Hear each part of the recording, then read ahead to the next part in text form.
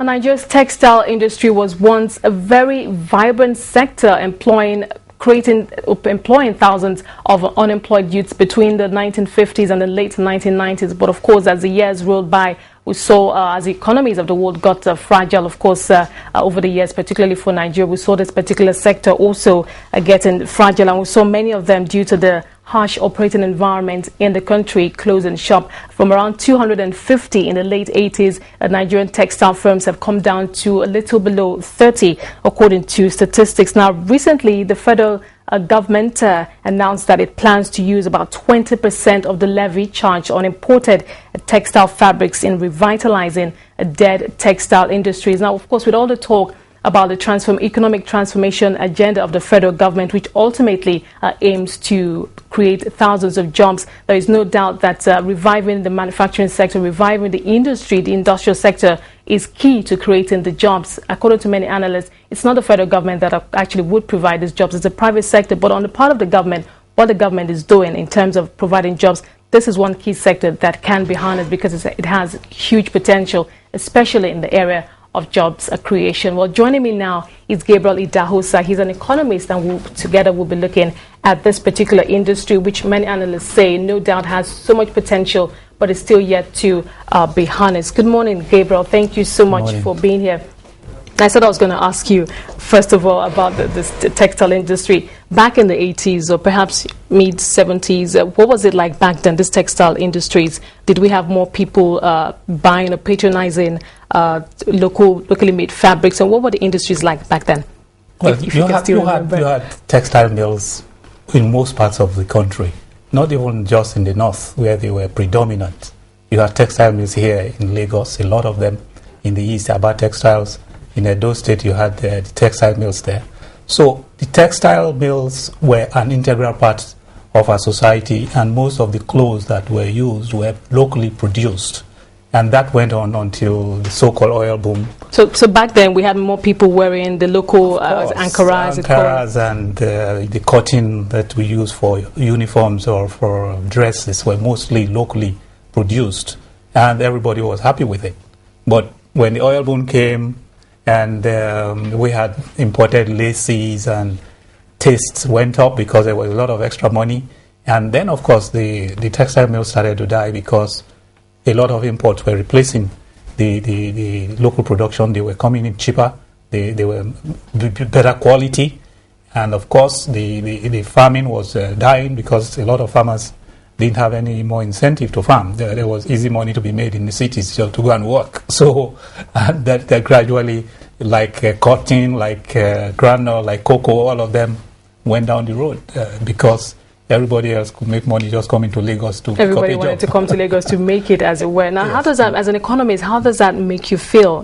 Because I know, of course, you have been around, you've seen the government replacing one government or the other, policies coming and going, but we're still not getting it right. And not to say that the governments haven't done anything, or especially this present government, which has also promised to bring about a change, but is it a case of one government not learning from another, or do we need experts to just come into each of these industries to help us revive them? Because it will look like we have these policies over the years, policy somersaults. One government comes in, takes out the policies, bring in new ones, and even with the replacement of policies, we still don't see any significant change. We're still focused on oil.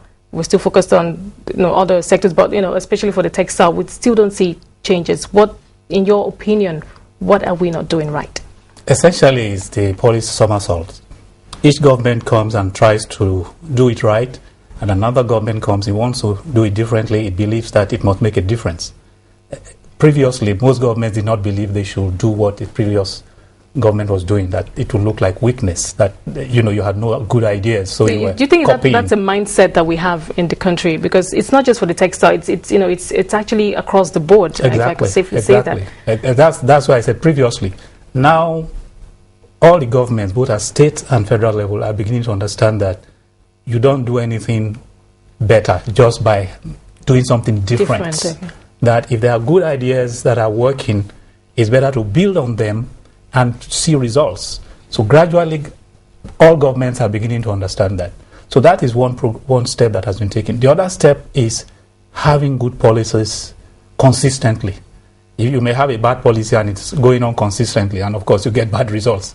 But if you have good policies and there's a tradition of continuing those good policies, for example, in agriculture, you needed to support the farmers consistently from one government to the other.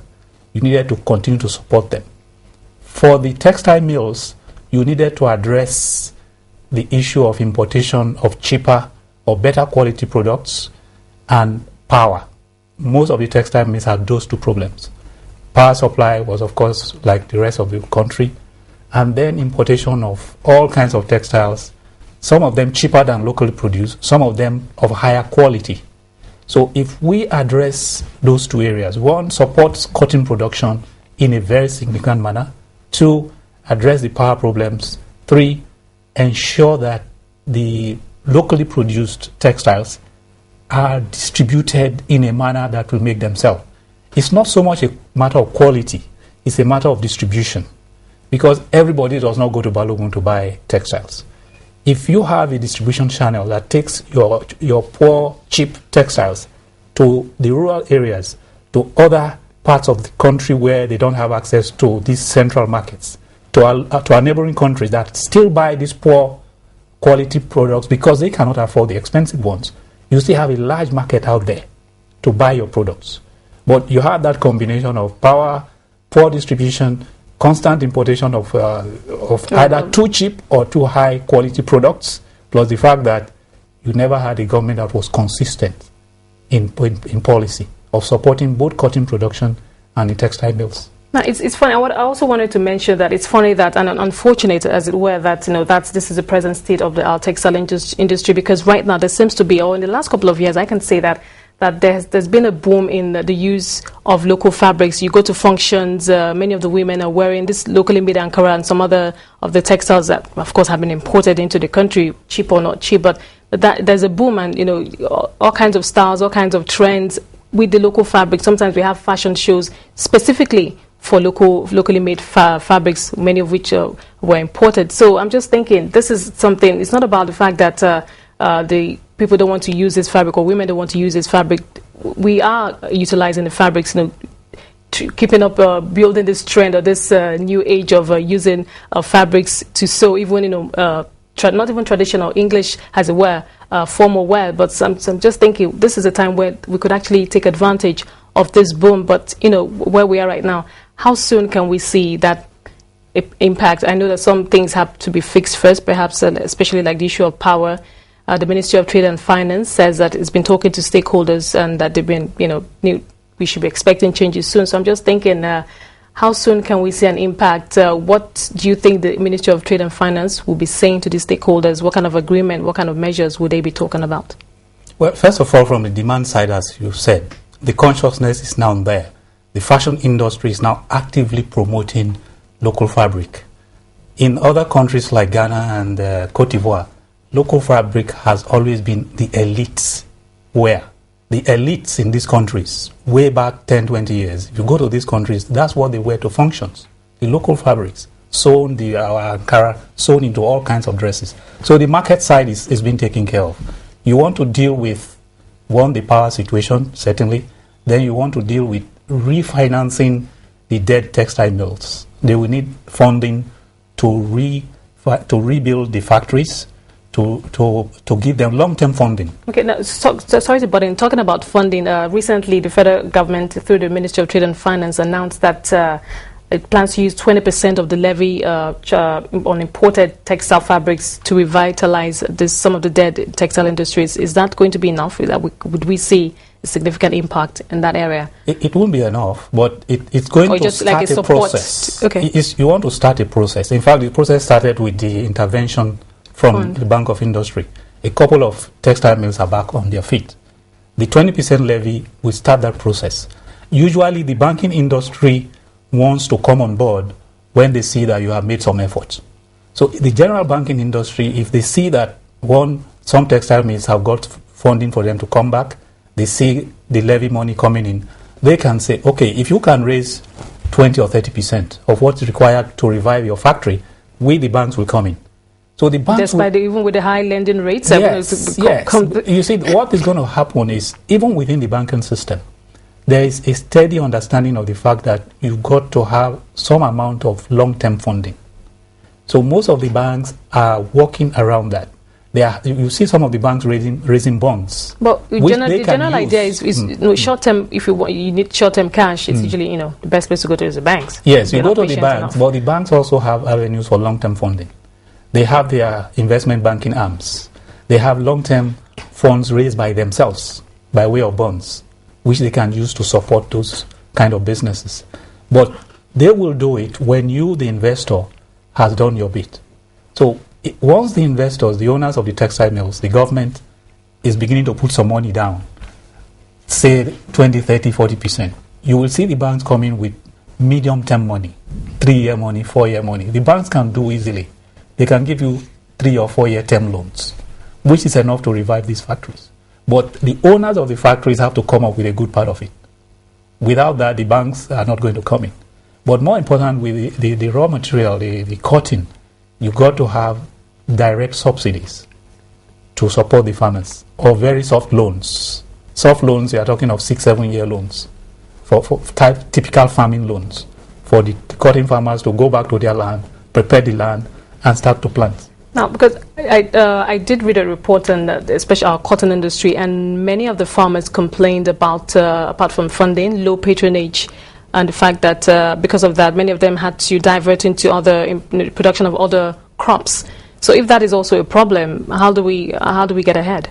Yeah, the low patronage is from the top. If the women don't wear, men and women don't wear the dresses, the textile mills have no demand.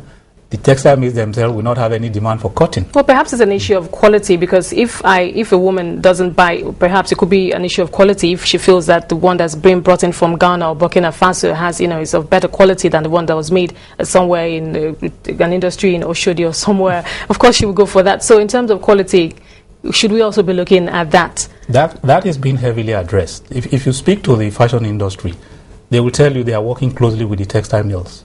The quality of what is coming out now is much better than what they used to get. The textile mills, most of these fashion shows work very closely with the textile mills. In fact, the presidency under the previous president, Obasanjo, had to showcase some of the products from the textile mills to show the quality. So the quality is being addressed. But it's not just quality, it's distribution. You can still produce low quality and distribute them and make profit. So you got to produce high quality for the high end of the market. Okay, different needs of the market, for those who can afford a particular quality. Yes. And then you have to have low quality that is massively distributed. The local people in the rural areas are not looking for the high quality you are talking about. They are ready to buy the cheap ones. So the textile mills have to address two markets. But for them to do that, first you have to get their mills running. You have to give them long-term money, 3 to 4 year money, to build their plants, survive for a year or two of working without perhaps making much profit until they get back fully to be able to make profits. So it is that period that you need the money from the levies, you need intervention funds from the Bank of Industry or whoever, and then you need government themselves encouraging perhaps the raising of special bonds by long-term funds from the capital market. You can, for example, have a textile industry bond, a 3 or 5 year bond. You get the banks to raise the bond, we all buy as we invest on the capital market, which is now given to the textile mills to work, and they can pay back in 3 or 4 years while they are paying an agreed return on those bonds. The Ministry of Trade and Finance, according to it, has the mandate of reviving industries in the country, but this present administration has about about 3 years left. Is that enough time for all of this robust, should I use the word ambitious, policies that have been put on ground to help revive the sector? What should we expect between this time and even beyond, if we're having another government coming in and then reversing these policies? Well, first, it's not enough time. 3 years is very short if you're talking of industry.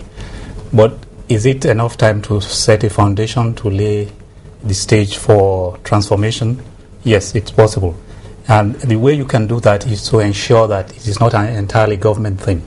You have to go the path of public-private partnership. So if you lock in the private sector into a policy, it tends to survive. A good example is cement.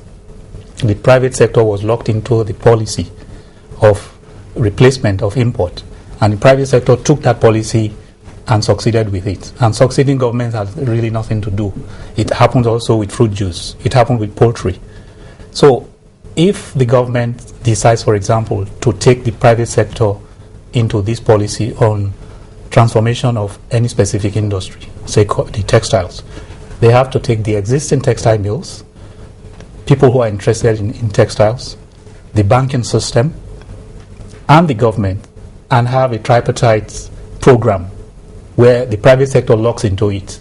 For example, if you want to raise bonds and you say government and private sector should be the promoters of a textile industry bond, let's say 10, 15, 20, 30 industries participate in the bond. They take the money, they rebuild their factories, and they will be operating whether or not there's a new government. And once it succeeds, like anything else, once it succeeds, it sells itself. Another set of textile industry owners will want to participate in that bond.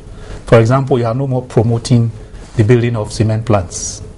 People who can are trying to do it because they can see that it is successful. So what you want to do is get the private sector to play a major part in this revival of any industrial sector.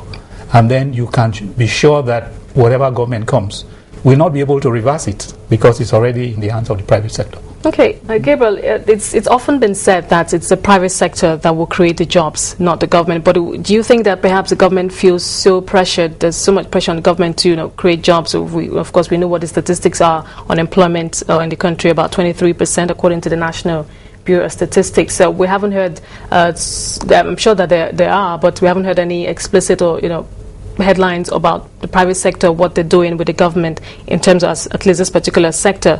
So how can, apart from the bonds, you have mentioned the bonds, isn't there any other way the private sector can come in, and can the government at that point perhaps just take a little step back and just allow the private sector, private hands as it were, because we do know that government doesn't exactly run businesses very well. So maybe the private sector can be in the forefront, helping to revive these industries, of course, with the government providing the enabling environment, which it should do, as basically. What other steps? Well, what are your thoughts? The private sector have said we are ready to invest. The private sector has an overriding motivation to invest. They want to make profit. So they are ever ready to invest. But they will invest in sectors where they see a future that is predictable. Where, for example, they see that if they borrow to build a textile mill, the power situation is likely to improve.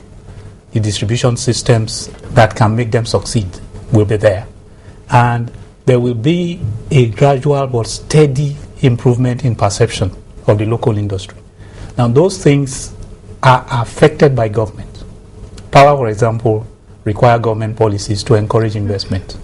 The distribution systems require road networks. We already have reasonable communication, but you require road networks. If you build a textile mill targeted at the rural areas, low quality textiles, you want to have a system where you can reach all the rural areas very transportation quickly. Can be easy, cheap transportation, have distributors in those areas who can pick up products and sell. Now, the textile mill is not going to build the roads to the rural areas where people can afford to buy their products. So you need government to play their part.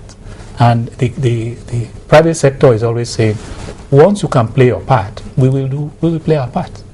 So it's always that partnership that must be in place for private sector to do what they can. Okay. Now, on the part of the Nigerian, because I do know that there's a Nigerian Textile Manufacturers Association, what, in terms of expectations, what do you expect from this particular, because I'm sure this is still a group of people who are still running some of the techs, and for the ones that are still alive, what are your expectations in terms of what they should be pushing for? How loud should their voices be, and how hard should they be pushing for, especially for policies that would then create the right environment, like you said, for private hands to come in? Well, they have tried, but as you say, they probably have to do a lot more. They have to put these issues in the public domain much more frequently. They have to shout louder, if you like. They also have to start something, because even a very bad government can be motivated by action. So if they the Textile Manufacturer Association, which is part of Manufacturing Association, and the banks come up with a program and say, look, we the banks are ready to put up 60-70% of what is required to revive 50 textile mills, let's say 100 billion, but government needs to put 20 billion on the table, and this is how we propose it. If they come out with a program like that and publicize it, then the pressure will be there on government to say, look, these people are ready to deliver on their side. Why don't you come up with 20 billion from wherever? You spend billions on all kinds of things. So all they are asking for is bring 20 billion. They will bring 100 billion. And we will revive 50 or so industries. So the manufacturer associations have to come up with specifics. Specific, like we said, the association can be a promoter of a bond that say, let us raise 100 billion 5-year bond in the market to be shared at a certain ratio, let's say 2 or 3 billion per textile mill. But you remember that these bonds also come with an interest rate that has to be paid at a period of time. Exactly. So the issue with a bond is that it has a term, 4 or 5 years. So or perhaps longer. Longer. So you know when you are going to pay. You know, for example, if you take a 5-year bond, you use the first year to build your plants. The next 4 years, you will then start paying the bond. And so it is predictable enough for you to do your planning. And the interest rate is built into your costing. You would have known your costing, look at your product prices, and be sure that you can make enough money to pay for the cost of the bonds. All that planning can be done, and you give it to government, especially now that you have a government that is really professional. You have a minister that understands this language. Yes, but at the end of the day, it all boils down to funding, where the money will come from. We were saying that this government is already burdened with so many, as it were, bills. It wasn't able to make as much as it wanted to from the total removal of the fuel subsidy. It's not going to make as much as they hoped for. But in terms of the impact on the government purse, as it were, we know that government raises bonds every month through the DMO. But medium to long term, what kind of impact or weight would it be on the government having to fix this, fix that, the power here, roads there, and all of that? Money. We already have a 5 trillion local debt. We're borrowing more from the World Bank, as we heard about 2 weeks ago. So, and there's just so much to be done. And of course, all of this, as we know, requires funding, money that we do not exactly have. No, it's down to priorities. It's true that government is spending money on all kinds of things, but you can see that some of those things are not real priorities. So if government says, for example, revival of the industry is a priority, and we want to spend less money on maybe building stadia or building more houses, government houses, and expanding the National Assembly and those kind of things. If you reorder your priorities, in any country that wants to develop, it's down to priorities. There's no country in the world that has all the money that it has, that it wants to spend. So you want to look at priority. But more important, if you are raising money for a commercial activity like that, you don't look at the treasury alone. Government itself can raise money from the CBN. It can raise money from outside. It can get the ISC to raise money. That is the private arm of the World Bank. But that still adds to our debt profile at the end of the day. Yes, where all that you borrow for specifics. What is the problem is you borrow to organize a festival.